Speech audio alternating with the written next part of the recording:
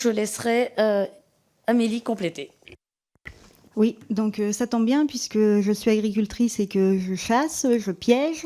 Donc on a des gros soucis, nous, avec les associations d'écologistes qui font casser les arrêtés préfectoraux, notamment pour justement le déterrage du blaireau. Donc comme disait Véronique, il y a les espèces chassables. Alors le sanglier, ça dépend des départements et des plans de chasse, mais par exemple le cerf, qui fait aussi des dégâts dans les cultures de maïs, par exemple, a un plan de chasse avec des bracelets à payer par les équipes de chasse. Et quand vous dites également que, effectivement, il n'y a pas beaucoup de chasseurs agriculteurs, il faut savoir que le temps qu'on nourrisse les bêtes le matin, on n'a pas le temps de faire le pied, comme on dit, on n'a pas le temps d'aller forcément à la chasse comme il faut. Et c'est un partenariat qu'il faut avoir avec les chasseurs. Nous, en Corrèze, on paye le permis de chasse à nos adhérents parce qu'on part du principe qu'il faut tous travailler ensemble et qu'on ne peut pas opposer les chasseurs et les agriculteurs.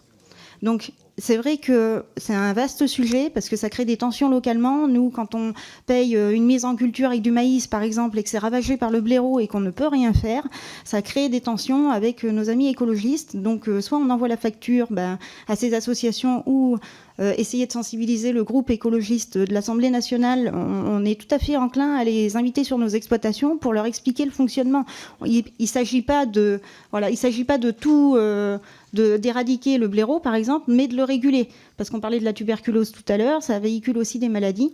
Donc, il faut trouver quand même malgré tout un équilibre et savoir si on veut nourrir la population de façon vertueuse, continuer à faire notre travail comme il faut, ou si on veut justement avoir une faune sauvage exponentielle et ne plus avoir d'agriculteurs en France. Merci beaucoup, mesdames. On va passer au troisième orateur de groupe pour la France Insoumise, Mathilde Igné. Pardon, Aurélie Trouvé.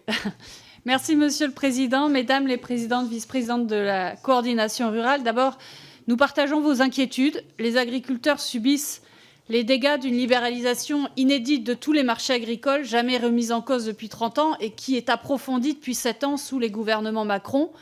Et je voudrais parler de l'élevage au vin-viande, qui en est le malheureux exemple, qui permet pourtant de maintenir l'agro-pastoralisme dans les montagnes, les emplois agricoles, la vie tout simplement, et qui subit de plein fouet, comme tant d'autres productions, une concurrence internationale de plus en plus féroce, qui fait que nous importons en France, vous le savez, plus de la moitié de ce que nous consommons en viande d'agneau et de mouton.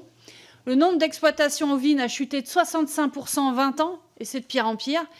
Et je voudrais dire que cette concurrence, elle est choisie et organisée par les gouvernements successifs. La première origine de l'importation de viande ovine, vous le savez, c'est la Grande-Bretagne, presque 40%. D'ailleurs, on aurait pu imaginer meilleure négociation dans le cadre du Brexit de ce point de vue, par Michel Barnier.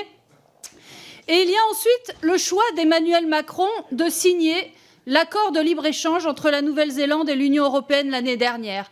Près de 400 000 tonnes d'importation à droit de douane nulle de viande d'agneau. L'Union européenne et le Chili, nouvel accord de libre-échange, 4 000 tonnes. Et qu'en sera-t-il de celui entre l'Union européenne et l'Australie, encore soutenu par le président Macron? La Commission propose de quadrupler le quota actuel et on sait que ça finira de détruire l'élevage au vin local. Alors la France insoumise l'affirme, et je voudrais savoir si vous le partagez, un accord de libre-échange juste et bon n'existe pas pour l'agriculture, même avec des clauses miroirs. Ça pousse toujours à une dépendance grandissante aux marchés internationaux chaotiques. Ça pousse toujours au dumping environnemental et social partout dans le monde. Autre fléau que subit l'ovin, la fièvre catarrhale ovine, qui décime les élevages, qui est aussi le résultat de l'impuissance de l'État néolibéral.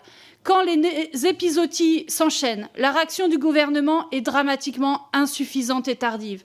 Qu'attend-il pour organiser le déploiement vétérinaire, l'achat groupé des vaccins et leur prise en charge, l'indemnisation de tous les sérotypes? De ce point de vue, le fonds mutuel de risque sanitaire est bien insuffisant. Alors, les éleveurs ovins en sont à espérer un vaccin en novembre.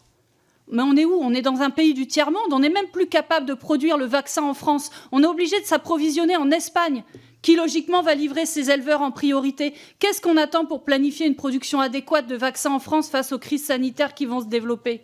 Alors c'est l'occasion de leur dire, le refus obsessionnel de la planification fait mourir l'agriculture et l'élevage.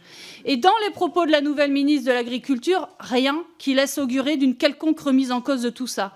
Rien pour réguler les prix ou les échanges, rien pour protéger les agriculteurs face à la concurrence déloyale, rien pour planifier face aux crises sanitaires.